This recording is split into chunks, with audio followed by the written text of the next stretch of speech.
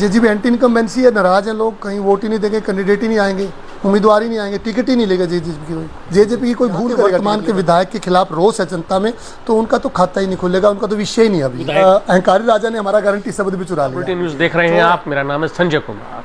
31 जुलाई को सुनीता केजरीवाल जींद आने वाली हैं और इसी संदर्भ में आज हमारे साथ आम आदमी पार्टी के जिला अध्यक्ष वजीर डांडा हैं।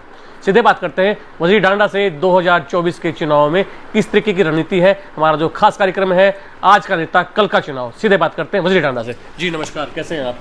संजय जी बहुत बहुत धन्यवाद आपका कि आप हमें इस लायक समझा जी कि आप हरियाणा न्यूज़ बुलेटिन पे हमारा इंटरव्यू लिया। मैं आपका बहुत बहुत धन्यवाद जी। वजीर जी, 31 जुलाई को सुनीता केजरीवाल जी जींद की धरा पर आ रही हैं, क्या कार्यक्रम है, क्या रणनीति है? हरियाणा विधानसभा 2024 का चुनाव का आगाज सुनीता केजरीवाल जी जींद की पावन धरा से, जींद के हरियाणा के जो दिल कहे जाने वाले जींद से हम शुभारंभ कर रहे हैं जी। क्या 90 की 90 विधानसभा में जाएंगी? बिल्कुल 90 की 90 विधानसभा कवर करेंगी और पूरे मेहनत से, जी जान से अपने हरियाणा वासियों के जो सेवा करने की जो उनकी सोच है उसको वो अपने हरियाणा की जनता के सामने रखेंगे। क्या सुनीता केजरीवाल का जो हरियाणा दौरा है हरियाणा की राजनीति का दिशा और दशा बदलने का काम करेगा?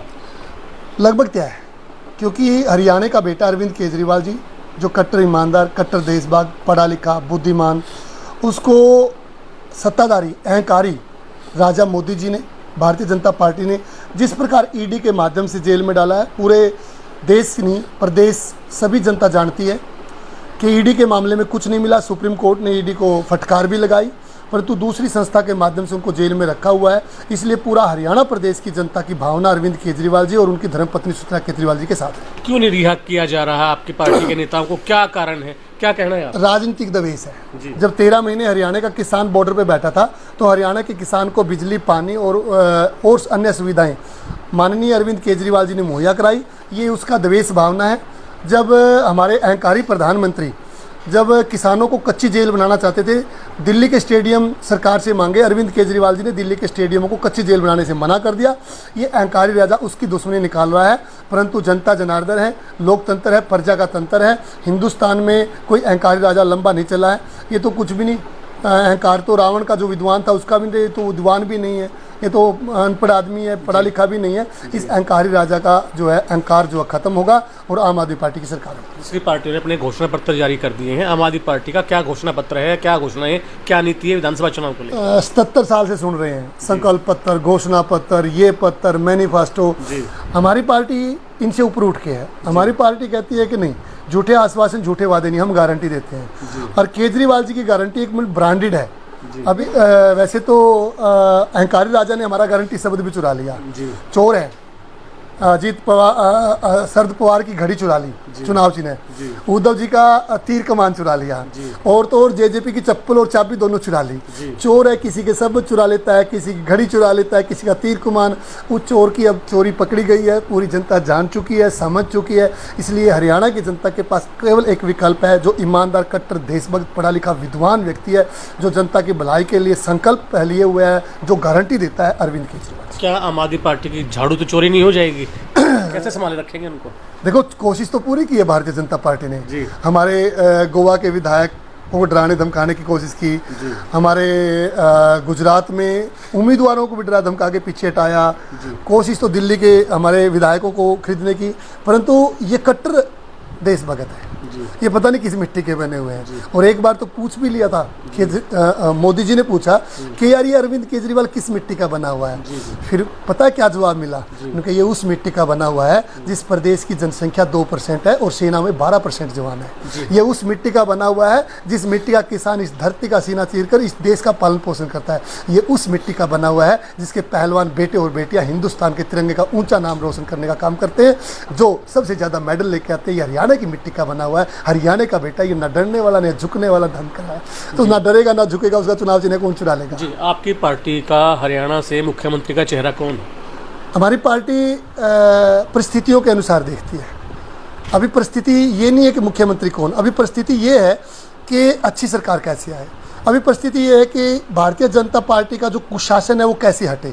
अभी परिस्थिति ये है कि एक शानदार सरकार कैसे बने।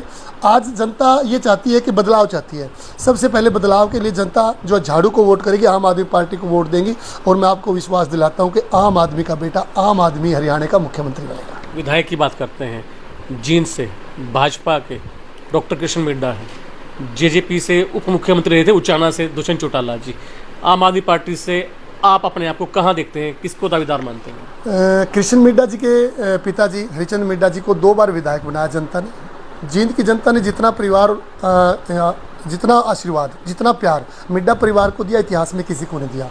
एक उपचुनाव हमारे विधायक जी जीते, फिर आम चुनाव जीते, परंतु इन 15 साल में विधायक जी ने ना तो बिजली की 24 घंटे की व्यवस्था कर पाए, ना सीवर सिस्टम ठीक कर पाए, ना घर तक हर घर जल पहुंचा पाए, ना अच्छे स्कूल बना पाए, ना अच्छे हॉस्पिटल। अगर हॉस्पिटल है तो वहाँ पर डॉक्टरों की कमी है, वो पूरी नहीं कर पाए। अगर डॉक्टर हैं तो वहाँ पर टेस्ट और दवाई, यानी कि 15 साल से असफल रहे हैं।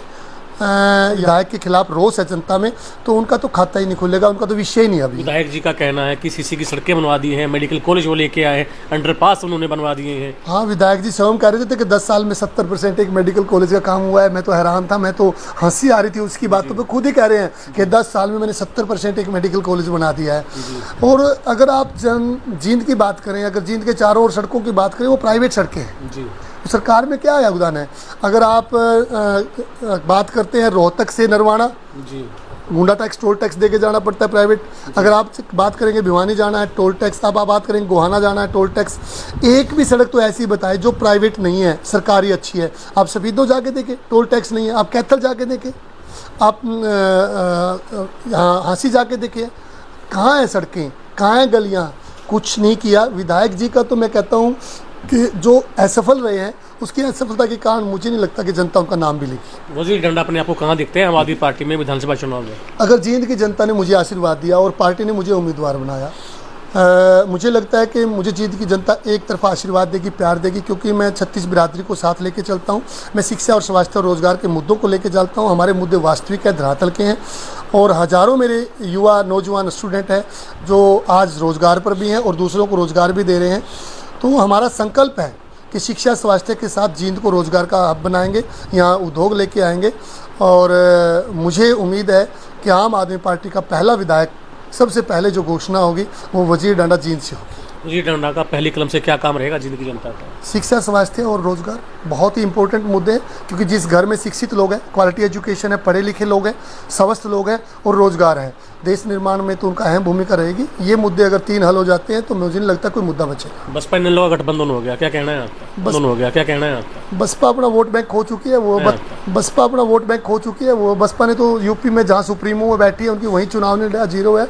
और इन एल का अभी आपने देख ही लिया है कि लोकसभा कुरुक्षेत्र में कि जहाँ इनेलो के सुप्रीमो चुनाव लड़ रहे थे, हमारे माननीय डॉक्टर सुशील गुप्ता जी, हमें 5.25 लाख वोट मिले लगभग, उनको 75,000 वोट मिले, जनता ने नकार दिया उनको, तो उनका खाता ही नहीं है कुछ भी। जेजेपी को कहाँ देखते हैं? जेजेपी एंटी इनकम्बेंसी है, नाराज हैं लोग, कहीं वोट ही नहीं देंगे, कैंडिडेट ही नहीं आएंगे, उम्मीदवार ही नहीं आएंगे, टिकट ही नहीं लेगा जेजेपी की कोई भूल करेगा टिकट लेगा तो जी। क्या हरियाणा का किसान, जींद का किसान आम आदमी पार्टी का साथ देगा? एक तरफा कारण है उसका, मैं वैसे नहीं कहता, मैं लॉजिक के साथ बात करता हूँ।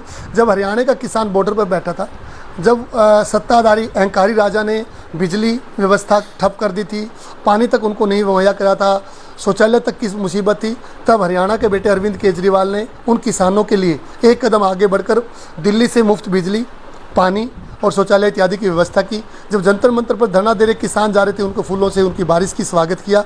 और जब अहंकारी राजा उनको कच्ची जेल स्टेडियम बना रहा था दिल्ली के, तब माननीय अरविंद केजरीवाल जी ने वो फाइल फेंक के मारी थी कि मैं मेरे किसानों को कच्ची जेल नहीं बनाने दूंगा। तो हमारा किसान एहसान फरमो नहीं है, मतलब कि थैंकलेस नहीं है। हमारा हरियाणा का किसान एक एक चीज़ को ध्यान रखता है। हरियाणा के किसान को ये अच्छी तरह पता है कि इस हरियाणा के बेटे ने जब 13 महीने आप बॉर्डर पर रहे थे, उनके साथ डट के खड़ा रहा था। तो हरियाणा का किसान एक तरफा जो अरविंद केजरीवाल जी का साथ देगा। आया राम गया राम की नीति चली हुई है, चुनाव के दौरान नेता लोग पार्टियां बदल देते हैं, तो क्या वजीर डांडा आम आदमी पार्टी में ही रहेगा टिकट ना मिली तो? आम आदमी पार्टी की विचारधारा से जुड़ा हुआ वजीर डांडा जब 2012 में आम आदमी पार्टी का गठन हुआ, 2011 में 10 में जो एंटी करप्शन आंदोलन चला, एक मोटरसाइकिल पर तिरंगा लाकर वहाँ पहुँचा था। केजरीवाल जी की विचारधारा से और मुद्दों से, खासकर बात मुद्दों की बात है, हम बिजली, पानी, शिक्षा, स्वास्थ्य और रोजगार के जो मुद्दे पार्टी लेके आई है, मैं उनसे बहुत प्रभावित हूँ। मैं आम आदमी पार्टी का सच्चा सिपाही हूँ। आम आदमी पार्टी मुझे मौका दे तभी आम आदमी पार्टी के साथ रहूँगा, नहीं देगा मैं चुनाव लड़वाऊंगा। मैं आम आदमी पार्टी का सच्चा सिपाही हूँ। हमारे चैनल के माध्यम से क्या अपील है जींद की जनता से? मैं जींद की जनता के साथ साथ हरियाणा प्रदेश की जनता को भी एक संदेश और रिक्वेस्ट करना चाहता हूँ। संदेश तो नहीं, मैं कहता हूँ कि अनुरोध करना चाहता हूँ, प्रार्थना करना चाहता हूँ कि आपने किसी को हराने के लिए, किसी को गिराने के लिए, किसी को नीचा दिखाने के लिए आज तक वोट दिया है। आपने अपने बच्चों के भविष्य के लिए कभी वोट नहीं दिया। अब की बार हम अपने बच्चों के उज्जवल भविष्य के लिए, शिक्षा के लिए, स्वास्थ्य के लिए, बिजली के लिए, पानी के लिए, रोजगार के लिए, सुरक्षा के लिए अब की बार झाड़ू पे वोट देंगे। मैं आपसे अनुरोध, हाथ जोड़कर अनुरोध करता हूँ कि एक मौका केजरीवाल जी को दिख दिए। हम एक मौका मांगते हैं, आप एक मौका केजरीवाल जी को देंगे। आपका बहुत बहुत धन्यवाद। जय हिंद, जय भारत। शुक्रिया। ये थे हमारे साथ आम आदमी पार्टी के जिलाध्यक्ष वजीर डांडा, जिनका कहना है कि 31 जुलाई को सुनीता केजरीवाल का आगमन हरियाणा में होगा, जींद के अंदर होगा और ये राजनीति की दशा और दिशा बदलने का काम करेगा। उनका कहना है कि विधानसभा चुनाव 2024 में अगर पार्टी हाईकमान इनको चुनाव के लिए टिकट देती है तो जनता के आशीर्वाद से इनको जीत मिलती है तो जींद विधानसभा की जनता के लिए बड़े ही लोभ लुभाने काम करेंगे। जींद की जनता के लिए अच्छे काम करने का प्रयास रहेगा। ये शिक्षाविद है और शिक्षा के क्षेत्र में सराहनीय काम करने का इनका पहला निर्णय होगा। पहली कलम से पहला काम करने का प्रयास करेंगे। मैं अपने सहयोगी सोनू रंगा के साथ जींद से संजय कुमार। खबर का मतलब ब्रेकिंग न्यूज नहीं, हर बहस का मतलब हंगामा नहीं। हरियाणा की सारी खबरें केवल हरियाणा बुलेटिन पर।